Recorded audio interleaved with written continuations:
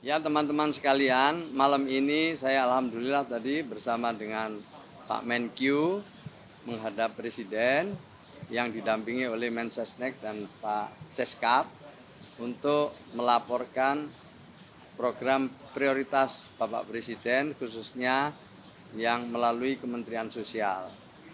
Yang pertama tentang pemutakhiran DTSen, yang kedua soal sekolah rakyat, dan yang ketiga yang khusus kami laporkan malam ini soal bansos tepat sasaran.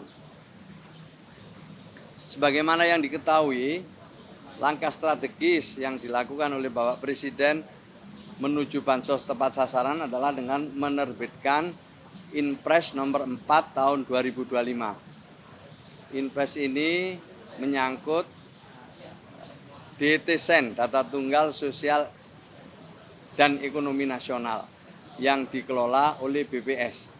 Jadi seluruh data sekarang yang mengelola adalah BPS. Dulu Kementerian Sosial punya data sendiri namanya DTKS, sekarang itu sudah tidak berlaku lagi dan yang berlaku adalah DTSen. Dengan adanya data tunggal sosial ekonomi nasional ini, tentu ada dinamika dalam penyaluran bansos. Ya, dalam penyaluran bansos. Kenapa? Karena di dalam DTSen ini sudah dilakukan perankingan mulai dari desil 1 sampai desil 10. Maka itu kemudian kita berusaha untuk melakukan beberapa hal kaitannya dengan DTSen yang sudah dilakukan verifikasi dan validasi termasuk perankingan oleh BPS. Yang pertama yang kami lakukan adalah melakukan ground check terhadap 12.000 keluarga penerima manfaat. 12 juta keluarga penerima manfaat. Dari hasil ground check yang dilakukan oleh Kementerian Sosial lewat pendamping-pendamping yang kami miliki dengan sumber daya yang dimiliki oleh BPS, ditemukan 1,9 juta yang dinyatakan tidak memenuhi syarat lagi untuk menerima bansos. Dan untuk itu kita alihkan kepada mereka yang lebih berhak. Yang kedua, untuk mengetahui profil rekening penerima bansos, kami atas izin Presiden melangkah dan bekerja sama dengan PPATK. Di sanalah kita menemukan lebih dari 600.000 penerima bansos yang terindikasi main judol. Juga ada penerima bansos yang mengaku saat membuat rekening itu sebagai anggota DPRD, anggota anggota DPR, anggota TNI, anggota Polri. Ada juga yang mengaku ya, ini belum tentu benar, sekali lagi, yang mengaku sebagai dokter, pegawai BUMN dan lain sebagainya. Tentu kita lakukan penelusuran khusus yang ditengarai ikut terlibat dalam permainan judol, kita lakukan pendalaman. Dan memang kita menemukan hal yang bisa dikatakan ini mengejutkan kita semua lah. Mungkin karena juga mereka benar-benar main judol, maupun juga mungkin saja dimanfaatkan oleh orang lain. Maka itu kita melakukan usaha untuk melakukan ground check ya. Nanti hasilnya akan kita lihat pada triwulan keempat. Untuk sementara ini tentu bagi yang memang sudah kita ketahui benar-benar bermain judol tidak akan bisa menerima bansos lagi. Kecuali memang bagi mereka yang sangat-sangat membutuhkan. Itu pun harus melakukan reaktivasi, harus melakukan daftar ulang lewat desa, kelurahan, atau lewat aplikasi yang sudah kami siapkan bekerja sama dengan Dinsos setempat. Jadi ini perlu saya sampaikan, jadi bagi memang mereka yang masuk di dalam desil 1, desil 2, tentu masih ada kesempatan untuk memperoleh bansos kembali dengan cara melakukan reaktivasi sebagai penerima bansos. Sementara terhadap profesi-profesi tadi sekarang sudah kita lakukan dan insya Allah juga tidak akan bisa menerima bansos lagi. Nah, alhamdulillah malam ini juga kami sudah mendapatkan arahan dari Presiden ya bersama dengan Kementerian Keuangan untuk dilakukan koordinasi lebih lanjut tentang bansos-bansos yang menjadi bagian dari tugas dan fungsi Kementerian Sosial. Prinsipnya tidak ada bansos yang dikurangi. Bahkan dalam kesempatan-kesempatan tertentu Presiden menambah bansos itu. Yang diutamakan tentu adalah mereka yang benar-benar berhak. Itu saya kira.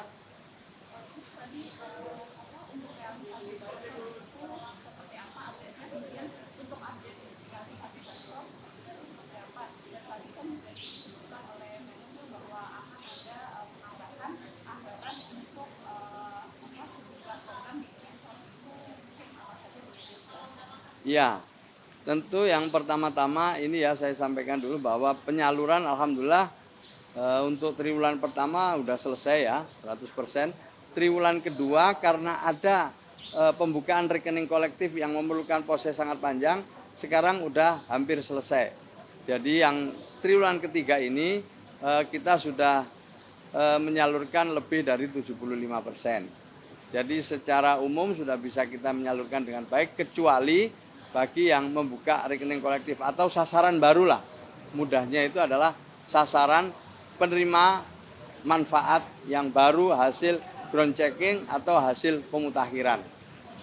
Lalu kami nanti akan berkoordinasi dengan Kementerian Keuangan sebagaimana arahan Presiden untuk memperkuat program-program yang memang menjadi bagian dari penyaluran bansos seperti permakanan untuk lansia terlantar di atas usia 75 tahun. Kita punya program itu juga permakanan untuk 2 kali sehari, sarapan dan makan siang 35.000 penyandang disabilitas. Lalu juga kita punya program pemberdayaan, jadi yang ini juga mendapatkan atensi dari Presiden. Jadi sebagaimana diketahui, kita ingin penerima bansos ini tidak dimotivasi. Kita ingin yang namanya bansos ini difahami sebagai sifatnya sementara, lalu mereka menuju ke pemberdayaan. Bansos itu sementara, pemberdayaan itu selamanya. Nah, kami mendapatkan arahan Presiden agar kita juga memperkuat program pemberdayaan ini. Sehingga tiap tahunnya bisa lebih terukur mereka yang graduasi, mereka yang lolos, mereka yang naik kelas. Dari yang selama ini hanya menerima bansos, mengikuti program-program pemberdayaan yang ada di Kementerian Sosial maupun di kementerian-kementerian yang lain. Di bawah nanti koordinasi Menko Pemberdayaan Masyarakat. Saya kira itulah ya intinya ya.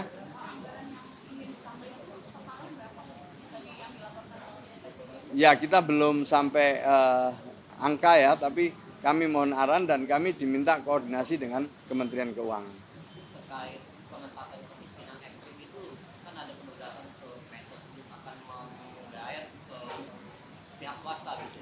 Itu seperti apa gambarannya?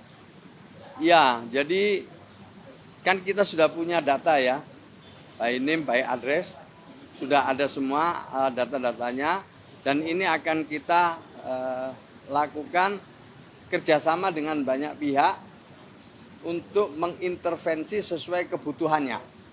Jadi di beberapa tempat kami bekerja sama dengan Basnas, ya. Kemudian di beberapa tempat lain kami bekerja sama dengan dunia usaha, ya. Di beberapa tempat lain kami juga bekerja sama dengan pihak-pihak lain, filantropi yang memiliki program-program yang sama dengan kami. Jadi kami melibatkan banyak sekali dunia swasta, dunia usaha, filantropi yang bisa bersama-sama dengan kami untuk ikut mengentaskan kemiskinan, khususnya kemiskinan ekstrim. Ya sampai sekarang memang dulu belum dianggarkan ya. Maka ini kita tadi sudah dapat arahan Presiden untuk supaya program pemberdayaannya diperkuat. Nanti kami akan menghitung kembali dan kami akan konsultasi dengan Kementerian Keuangan dan Bappenas. Ya cukup jelas saya kira ya. Terima kasih ya.